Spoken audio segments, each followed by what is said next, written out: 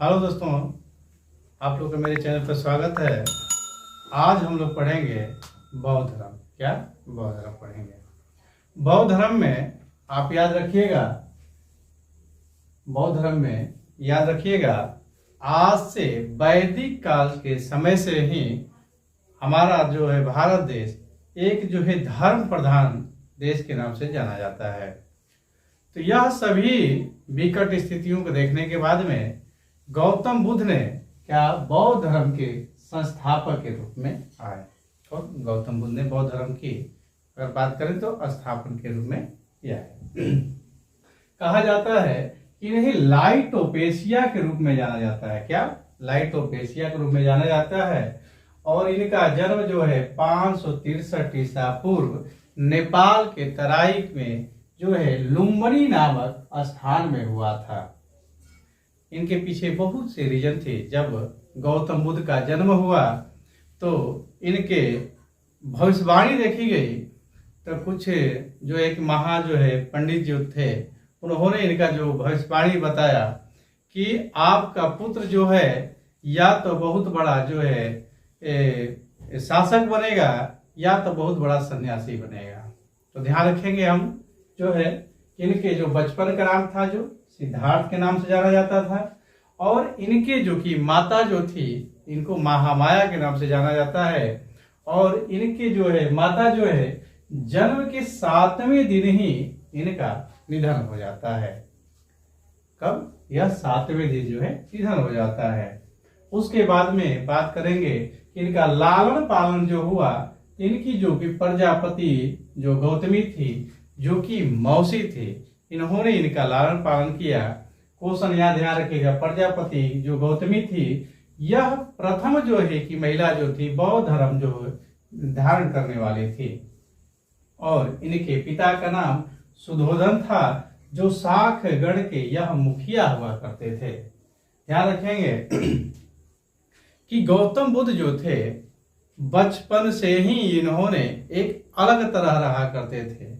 इनका जो है राजकाज में मन नहीं लगता था। और यह जो है कि जम्बू नाम के एक पेड़ हुआ करता था, वह जब भी यह उदासी हुआ करते थे उस पेड़ के नीचे जाके वहां पे खड़ा हुआ करते थे।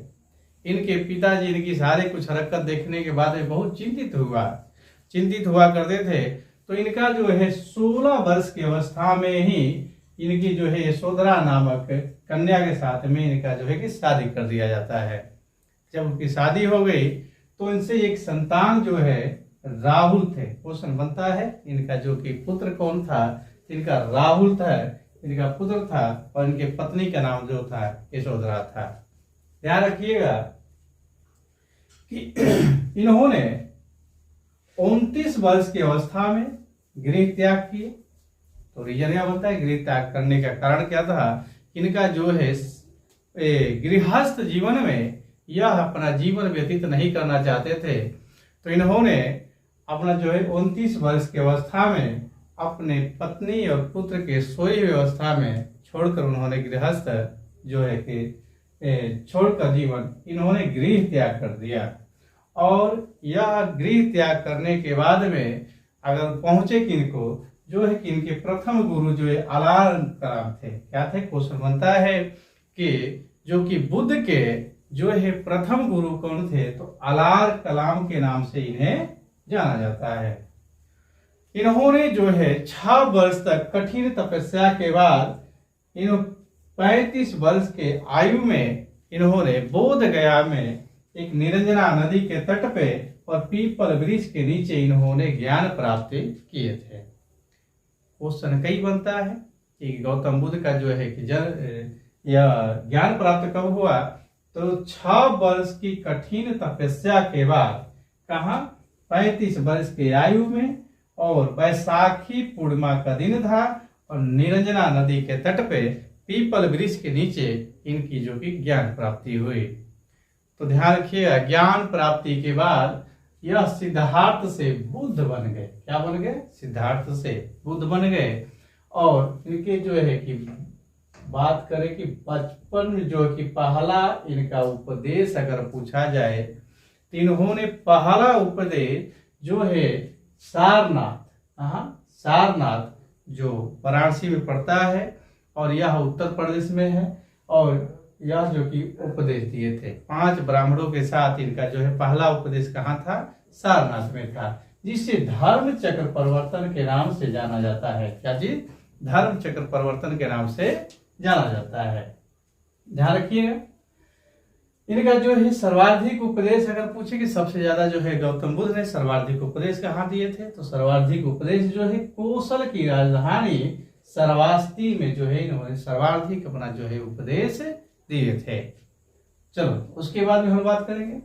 इनकी जो है 80 वर्ष की अवस्था में एक चुंदा सुनार था, जिन्होंने दूषित भोजन के कारण जो है इनकी मृत्यु हो गई। और इनकी मृत्यु के बाद अगर बात करें तो कब हुआ था? 483 ईस्वी पूर्व में। और स्थान का नाम पूछे तो कुशीनारा था। क्या था? कुशीनारा था।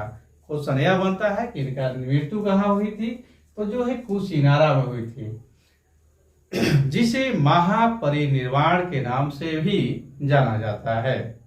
देखिए इसके बाद में हम लोग जो जरूरी जो याद करना है हम लोग क्या है? बौद्ध संगीतियां। गौतम बुद्ध ने 4 बौद्ध संगीतियां इनके साथ जो है किया गया था। तो गौतम बुद्ध से 4 क्वेश्चन में से, इसे 4 में से 1 क्वेश्चन जरूर देखने को हर एग्जाम में मिलता है। बौद्ध धर्म की बात करें तो यहाँ से क्वेश्चन देख। पहला जो बौद्ध संगीति बात करें तो 483 ईसा पूर्व में स्थान पूछे तो राजगृह, अगर शासन काल पूछे तो अजातशत्रु, अध्यक्ष पूछे तो महाकश्यप। क्या? 483 ईसा पूर्व में किसके समय? अजातशत्रु के समय। स्थान का नाम क्या था? राजगृह था। और अध्यक्ष का पूछे तो महाकश्यप था। ध्यान रखिएगा। इसके बाद अजातशत्रु की बात करें तो अजातशत्रु किस जो वंश के थे? तो ध्यान रखिए हर्यक वंश के थे। क्या है? हर्यक वंश के थे। अजातशत्रु जो थे हर्यक वंश के थे। ठीक है। दूसरा हम बात करेंगे, दूसरा बौद्ध संगीति कब हुई थी?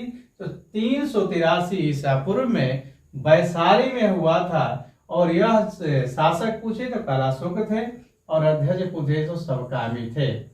कालाशोक की बात करें तो कालाशोक जो कि वंश से थे, यह बताइएगा शिशुनाग वंश से थे। किस वंश से थे? शिशुनाग वंश से थे। तीसरा बात करेंगे हम तो 250 ईसा पूर्व में स्थान का नाम पूछे तो पाटिलपुत्र, शासक पूछे तो अशोक साहब थे। और अध्यक्ष कौन थे? तो मोगलीपुत्र ज्योतिष थे। अगर अशोक की बात करें तो यह पूछा जाता है कि अशोक किस वंश के थे, तो यह बताइए कि अशोक जो थे मौर्य वंश के शासक थे। ठीक है।